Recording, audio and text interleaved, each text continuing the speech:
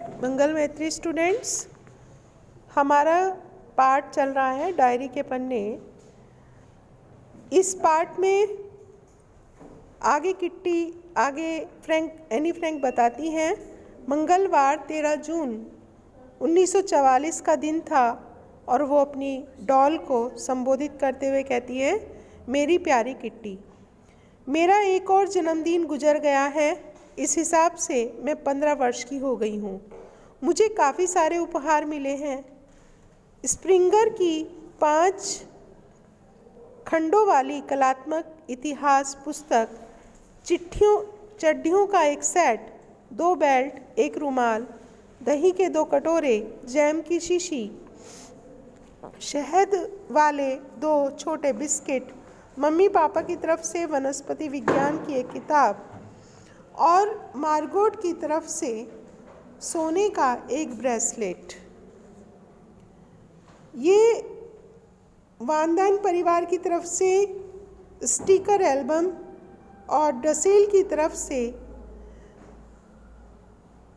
बायोमाल्ट और मीठे मटर, मियप की तरफ से मिठाई और वेब की तरफ से भी मिठाई और लिखने के लिए कॉपियाँ, और सबसे बड़ी बात मिस्टर युगलर की तरफ से मारिया तेरेसा नाम की किताब तथा क्रीम से भरे चीज़ के 3 स्लाइस। पीटर ने पियोनी फूलों का खूबसूरत गुलदस्ता दिया। बेचारे को ये उपहार जुटाने में ही अच्छी खासी मेहनत करनी पड़ी, लेकिन वह कुछ और जुटा ही नहीं पाता। बेहद ख़राब मौसम है, लगातार बारिश हो रही है, हवाएं और उफान पर समुद्र के बावजूद हमले शानदार तरीके से जारी हैं। कल चर्चिल, स्टम्स और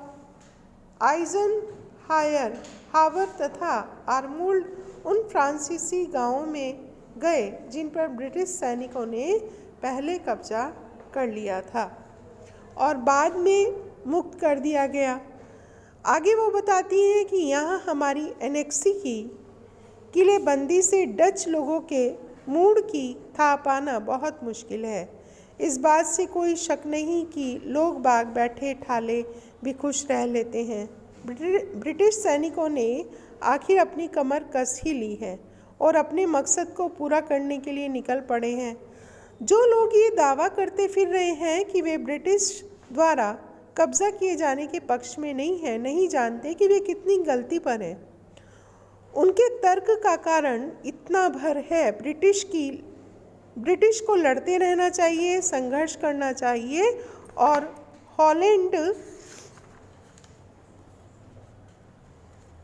हॉलैंड के बारे में वो बताती हैं कि हॉलैंड को आज़ाद कराने के लिए अपने शूरवीर सैनिकों की शहादत के लिए आगे आना चाहिए। हॉलैंड के साथ साथ कब्जे वाले दूसरे देशों को भी आज़ाद कराना चाहिए, लेकिन उसके बाद ब्रिटिश को हॉलैंड में रुकना नहीं चाहिए। इसके बजाय उन्हें चाहिए कि वे सभी कब्जे वाले देशों से हाथ जोड़कर माफ़ी मांगे, डच ईस्ट इंडीज़ को उसके सही हकदारों के हाथों में सौंपे और थके टूटे हारे और लुटे पिटे अपने देश ब्रिटेन में लौट जाएं। मूर्खों की कहीं कोई कमी नहीं है। इसके बावजूद, जैसा कि मैंने कहा, कुछ एक समझदार डच लोगों की भी कमी नहीं है। इसके बावजूद, जैसा कि मैंने कहा, कुछ एक समझदार डच लोगों की भी यहाँ पर कमी उसको एन फ्रैंक को नहीं दिखाई देती। अगर ब्रिटिश ने जर्मनी के साथ शांति संधि पर हस्ताक्षर कर ली होते तो हॉलैंड और उसके पड़ोसी देशों का क्या हाल हुआ होता। उसके पास ऐसा करने के बहुत मौके मौजूद थे। हॉलैंड जर्मनी बन चुका होता और तब यह होना ही समाप्ति का संकेत होता, सब कुछ खत्म हो जाने का संकेत। बच्चों, आप देख रहे हैं जैसा कि एन फ्रैंक ने लिखा है कि वो अपनी उम्र से अधिक परिपक्व है और अपनी उम्र से अधिक वो पूरा विश्लेषण करके बता रही है अपनी डायरी में, जो एक बाद में ऐतिहासिक साक्ष्य बन गए। और इसीलिए ये जो उसकी डायरी के पन्ने हैं ये पूरे विश्व में प्रसिद्ध हो गए। आगे की वीडियो में इस पाठ का समापन हो जाएगा। अभी आप इस पाठ को अच्छे तरीके से अध्ययन करेंगे।